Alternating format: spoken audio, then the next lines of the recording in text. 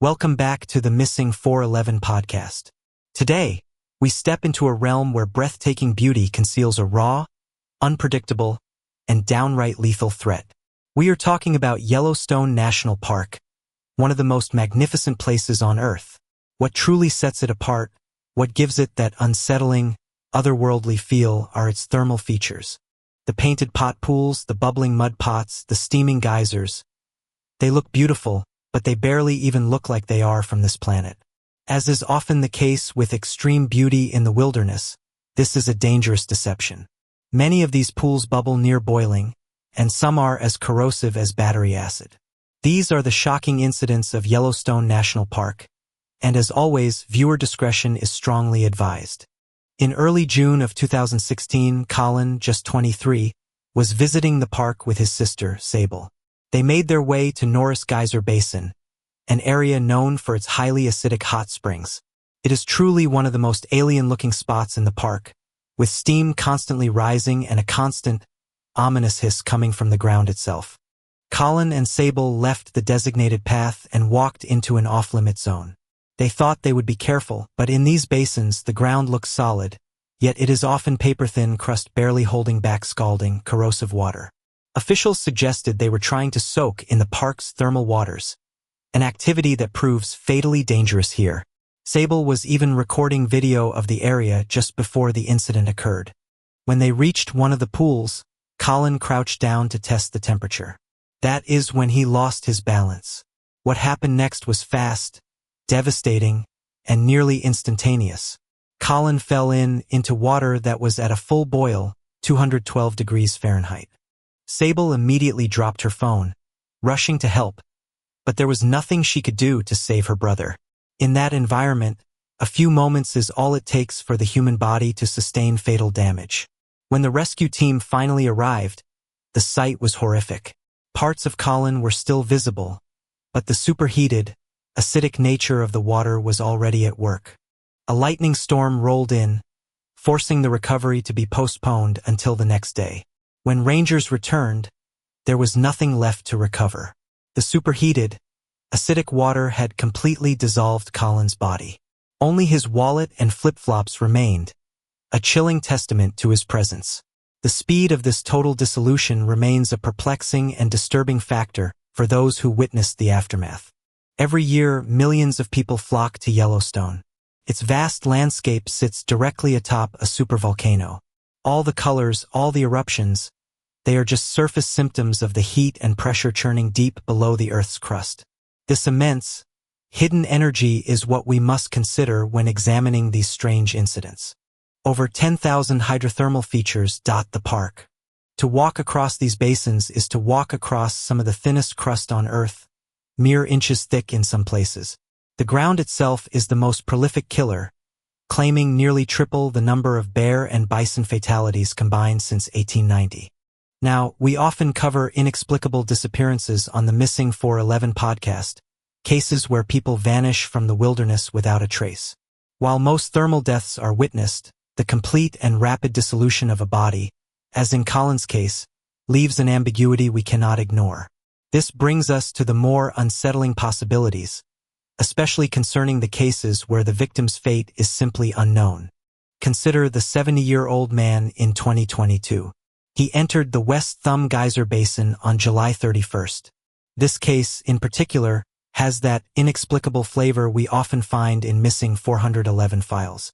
There were no witnesses, no frantic calls for help, and no struggle was reported. For over 2 weeks, no one knew he was gone. Then, visitors spotted something floating in the abyss pool, a deep, dark blue spring plunging over 50 feet. It was a single shoe and inside part of a human foot. The investigation found no signs of foul play, leaving authorities to conclude he entered the spring on his own. But how did he end up there, and why was only a fragment of him recovered from such a deep, contained pool? The park is a natural nexus of immense, volatile energy. What if the combination of extreme geological pressure and superheated, corrosive water creates localized, temporary dimensional rifts, capable of briefly pulling victims into an unknown space? It is a terrifying thought, that the earth can not only consume someone physically but also warp the very fabric of their reality, accelerating their demise and releasing only a haunting remnant. This could explain the sheer speed and completeness of the dissolution in some of the most baffling cases we have documented. This area of the park is truly a place where the veil between worlds seems to wear thin. While the Abyss Pool case is deeply mysterious, some earlier tragedies were crucial in forcing safety changes. In the summer of 1970, 9-year-old Andy Hecht was visiting the Old Faithful area. Back then, the boardwalks near Crested Pool were simple paths with no guardrails, making sharp, close turns around the deadly springs. Andy went straight ahead where the walkway required a sharp turn. In an instant, he was in the pool, where the water hovered around 200 degrees Fahrenheit. His family watched, helpless, as the little boy sank beneath the surface. Andy's death felt so preventable, stemming from a dangerous flaw in the park's infrastructure. His heartbroken parents pressured the National Park Service until their efforts paid off. Andy's death became the ultimate catalyst for change, forcing the agency to install the railings and safer walkways we see today. The Crested Pool still bubbles, a daily, silent reminder of the sacrifice that reshaped how national parks protect their visitors from the unforgiving environment. Sometimes tragedy strikes because of a purely human, heroic instinct, as with the case of David Allen Kerwin in 1981.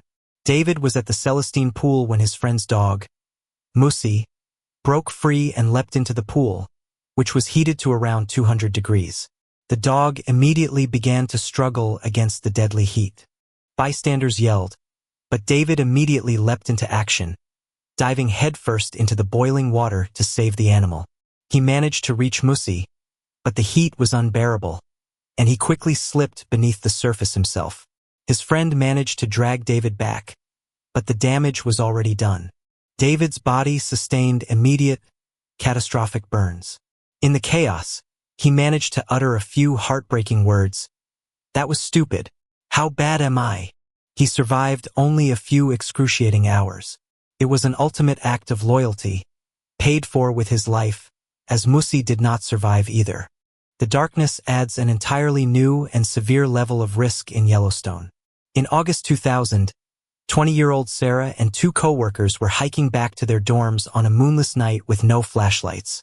They were navigating purely by memory, relying on a deeply flawed mental map of the terrain. They thought they were approaching a shallow stream. They were terribly wrong. They had stumbled upon Cavern Springs, a deep thermal pool heated to a blistering 178 degrees Fahrenheit. All 3 of them jumped in together, mistaking the deadly water for a benign creek. Sarah slipped beneath the water completely. Her friends managed to scramble out, sustaining severe 3rd-degree burns. Sarah's damage, however, was irreversible, covering 100% of her body. She died the next day. It was a simple, devastating mistake of misjudging the landscape in the pitch black of night. Yellowstone National Park is a paradox. It is one of the most stunning natural wonders on the planet, but it is also a place where a single misstep can lead to complete and total annihilation.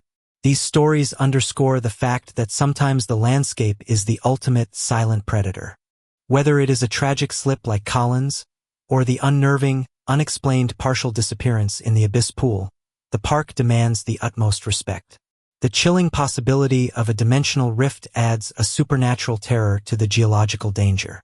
The line between unforgettable memories and ultimate tragedy is often just a paper-thin crust of earth.